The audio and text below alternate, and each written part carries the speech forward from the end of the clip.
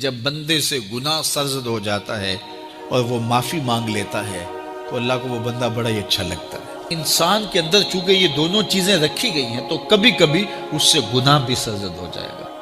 نیکی اس کی عقل، اس کا فہم، اس کا ادراک، شریعت کی رہنمائی، انبیاء کی تعلیمات اسے بتائیں گی کہ وہ نیکی کے راہ پہ چلے، لیکن کبھی کبھی بائیں سمجھ سے جو خواہشات اور آرزو ہے وہ بھی اس کو گھیر لیں گے اور اچانک اس سے کبھی کوئی گناہ بھی ہو جائے گا۔ اور اگر اچانک اس سے کبھی گناہ ہو گیا، کبھی آنکھ بھٹک گئی، کبھی خیال بہک گئے، کبھی سوچ میں آوارگی آ گئی، کبھی زبان نے میلا لفظ بول دیا، تو پھر کیا ہے؟ پھر فوری معافی مانگ لے۔ مومن جب گناہ کرتا ہے تو ایسی کیفیت ہوتی ہے جیسے ابھی احد پہاڑ تلے آ گیا ہے، اگر اس نے توبہ نہ کی تو کچل دیا جائے گا۔ اللہ اکبر! تو پھر فوری معافی مانگتا ہے تو یہ اللہ کو بڑا ہی اچھا لگتا ہے۔ اللہ کہتا ہے فرشتوں سے کہ دیکھو میرا بندہ آخر میری دہلیز پہ آیا ہے نا، تم گواہ ہو جو میں نے اس کے سارے گناہ معاف کر دیے۔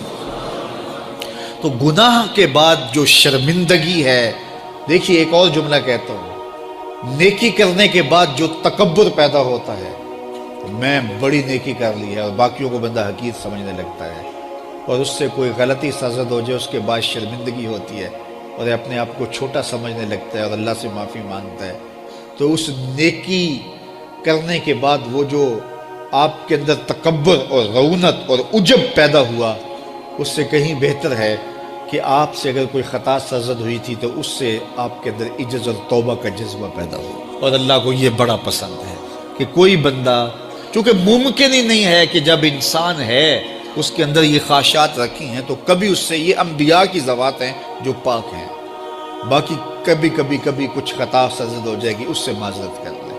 آپ نے نام سنا ہوگا ایاس کا، محمود غزنوی کا بڑا محبوب وزیر تھا اور بہت زیادہ بادشاہ اس سے محبت کرتا تھا، تو آیان سلطنت جلتے تھے، تو بادشاہ گاہے گاہے کوئی ایسا منظر ان کو دکھلاتا کہ اس سے میں خاص پیار کیوں کرتا ہوں۔ ایک دن بادشاہ کے ہاتھ میں موتیوں کی بھری ڈبیا تھی اور محل کے اندر یہ ایک حوض تھا، تالاب تھا، تو اس کے اندر اس نے وہ سارے موتی پھینک دیے۔ شفاف پانی اور نیچے فرش پہ پڑے ہوئے موتی نظر آ رہے ہیں، تو اس نے ایک ایک وزیر کو کہا کہ یہ موتی نکال کے لاؤ، اور سنو اپنا لباس اور اپنا بدن نہیں بھیگنے دینا۔ تو سب نے کہا یہ کیسے ہوگا کہ موتی بھی تہ سے نکال کے لائیں اور بدن بھی اور کپڑے بھی نہ بھیگیں؟ تو دوسرے کو کہا، اس نے کہا حضرت یہ کیسے ہوگا، یہ شرط ہٹائیں تو پھر میں نکال کے لاؤں۔ جب بات آئی ایاز کی تو ایاز نے فوراً چھلانگ لگا دی، موتی پکڑے، ڈھونڈے، ہتھیلی میں لیے اور کانپتے ہوئے بدن کے ساتھ بادشاہ کے سامنے پیش ہوا۔ حضور یہ لے لیجئے۔ بادشاہ غصے میں تھا کہ میں نے کہا تھا لباس اور کپڑے بھیگنے نہیں چاہیے، تیرے بدن سے پانی نچڑ رہا ہے، تیرے لباس سے پانی نچڑ رہا ہے، یہ کیا؟ تو ایاز نے ہاتھ باندھ کے کہا، بادشاہ سلامت، آپ کے دو حکم تھے، ایک حکم یہ تھا کہ موتی نکال کے لانے ہیں، دوسرا حکم یہ تھا کہ کپڑے اور بدن بھیگنا نہیں چاہیے۔ ایک کام میں نے کر دیا ہے، دوسری غلطی ہو گئی ہے، معافی چاہتا ہوں۔ تو کہا وزیرو یہ ہے خوبی اس کی، تم نے کہا ہم کیسے نکال کے لائیں، اس تالاب میں اتریں گے تو بدن تو بھیگے گا ہی بھیگے گا۔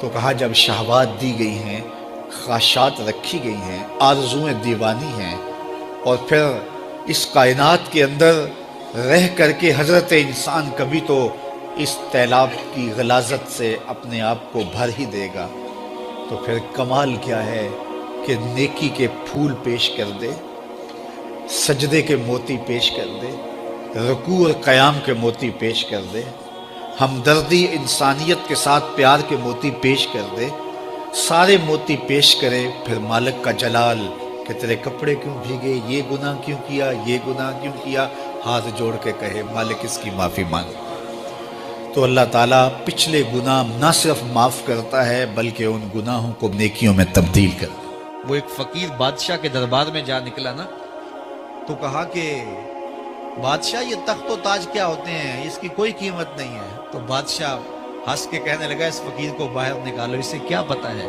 کہ تخت و تاج کیا ہوتے ہیں، اس کی لذت کیا ہوتی ہے، جب خدام کھڑے ہوتے ہیں، استقبال کر رہے ہوتے ہیں، جب تخت پہ بیٹھے اور ساری رعایا نیچے بیٹھی ہوتی ہے۔ اس نے کہا نکالو فقیر کو، اس کو کیا پتا۔ بادشاہ ایک دن شکار کرنے گیا تو وہاں اس کا گھوڑا جو ہے وہ سرکش ہو گیا اور ایسی جگہ پہ لے گیا کہ جہاں نہ پانی تھا اور نہ کوئی اور چیز.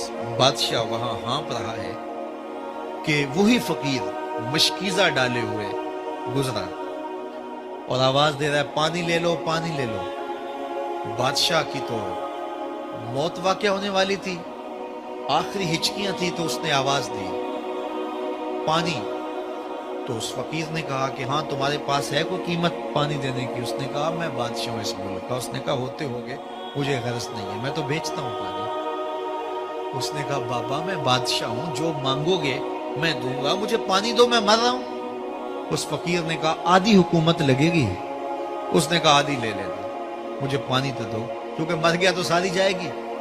اس نے پانی کا گھونٹ دیا, پیاس کی شدت تھی, جب پانی کا کٹورا اس نے منہ سے لگایا تو پانی حلق میں اٹک گیا. اب پھر دوبارہ مصیبت بن گئی. تو اس فقیر نے کہا کہ میں حکیم بھی ہوں, اگر کہو تو تمہارا علاج کر دوں. اس نے کہا ضرور کرو, لیکن اس نے کہا میں یوں ہی نہیں کروں گا, آدھی باقی حکومت بھی لگے گی, وہ بھی لکھ دو. اس نے چمڑے کے اوپر لکھوا لیا, ساری حکومت لکھوا لی, اور اس نے اس کا علاج کیا فوری. جو اس کے پاس ٹوٹکا ٹونا تھا تو اس کا پانی حلق سے نیچے اتر گیا. بادشاہ گھوڑے پہ بیٹھا واپس آیا, وقت گزر گیا, عرصہ بیت گیا. بادشاہ پھر تخت پہ بیٹھا تھا, وہی فقیر بھیس بدل کے دوبارہ آ گیا. پھر اس نے نصیحت کی کہ آخرت کو یاد کرو, یہ دنیا کچھ نہیں ہے, 4 دن کی کہانی ہے. بادشاہ نے کہا تو میرا خیال ہے پہلے بھی کبھی آیا تھا, تو نہیں سمجھتا تخت و تاج کی لذت کیا ہے. اس نے کہا اس کی کوئی قدر و قیمت نہیں ہے, چھوڑ اسے, آخرت سب کچھ ہے. تو اس نے کہا نکالو اس فقیر بابے کو, یہ اس دن بھی آیا تھا تو آج پھر آ گیا ہے, اپنی راہ لے بابا. اس فقیر نے اپنے تھیلے سے وہ چمڑے کی دستاویز نکالی جس کے اوپر اس نے ساری حکومت لکھ کے دی تھی.